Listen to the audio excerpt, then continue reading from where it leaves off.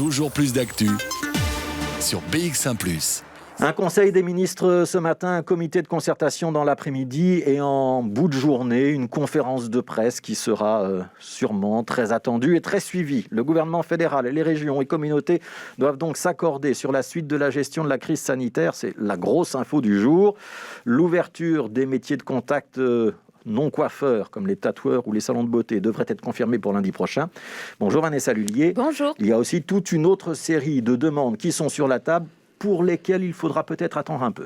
Oui, alors parmi les nouvelles qui sont attendues, eh bien, l'une d'entre elles, elle devrait concerner l'enseignement supérieur. La ministre de l'Enseignement supérieur, Valérie Glatini, avait déjà annoncé dans la semaine sa volonté de permettre un retour le plus rapidement possible aux étudiants qui ne fréquentent plus les campus depuis fin octobre. Alors ce retour, on en parle depuis de nombreuses semaines, mais là, selon nos informations, eh bien, ça devrait être la bonne. Enfin, il faudra tout de même attendre le 15 mars pour que 20% des étudiants puissent être en même temps sur les campus. Alors pour Shems Mabrouk de la FEF, c'est une bonne nouvelle qui doit maintenant devenir concrète pour tous. Alors aujourd'hui, c'est important que tout le monde puisse revenir en présentiel, pas juste les premières années. On a du décrochage en première, en deuxième, en troisième, donc ça touche vraiment l'ensemble de la communauté étudiante. Donc il faut vraiment pouvoir trouver un équilibre entre tous les étudiants. Et alors, évidemment, au niveau de comment l'organiser concrètement, ça dépend beaucoup de la taille des établissements, les infrastructures qu'ils ont, le nombre d'étudiants qu'ils ont. Et donc ça, il faut réfléchir avec les représentants étudiants locaux.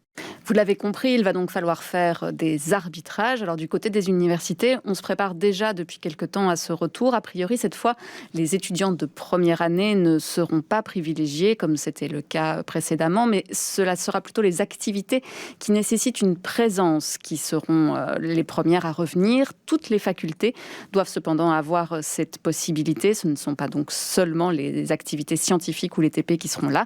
Alors comment les universités se préparent? C'est ce que nous avons demandé à Alain Levesque. Il est vice-recteur aux affaires étudiantes de l'ULB.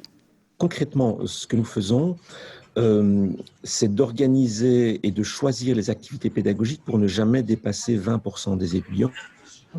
Donc nous impliquons évidemment les facultés puisque les réalités sont très très différentes en fonction des facultés et ce sont les autorités facultaires qui, avec leur personnel académique, vont faire le choix des activités qui nécessitent du présentiel à raison de 20%.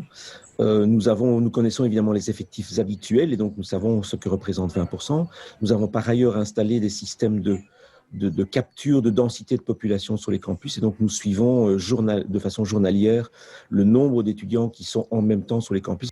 Donc en plus de ces compteurs, l'université propose aussi de participer au testing et au tracing des étudiants afin d'éviter l'apparition de clusters. Pour cela, des campagnes de dépistage avec des tests salivaires pourraient être régulièrement menées sur les campus. Alors les rectorats attendent évidemment les protocoles sanitaires précis, mais ils se disent prêts pour un redémarrage au 15 mars. Voilà, alors ces mesures elles vont plutôt dans le sens du bien-être des étudiants et des revendications des étudiants. Il y en a d'autres qui sont attendues aujourd'hui? Alors a priori, la bulle de cote devrait aussi être validée par le comité de concertation. Cela veut dire que les étudiants qui vivent ensemble pourraient partager des activités communes à condition de ne pas rencontrer d'autres bulles de cote et de ne pas retourner dans leur famille. Cette décision, c'est surtout en fait valider un fait qui se pratique depuis le deuxième confinement, mais cela permettra aux étudiants de ne plus se faire verbaliser dans ces cas-là. Voilà ce qui est attendu pour le domaine de l'enseignement supérieur. Il y aura peut-être aussi ce soir des mesures pour l'enseignement obligatoire et puis notre fameuse bulle à l'intérieur, à l'extérieur. On y revient avec Michel Gaillard.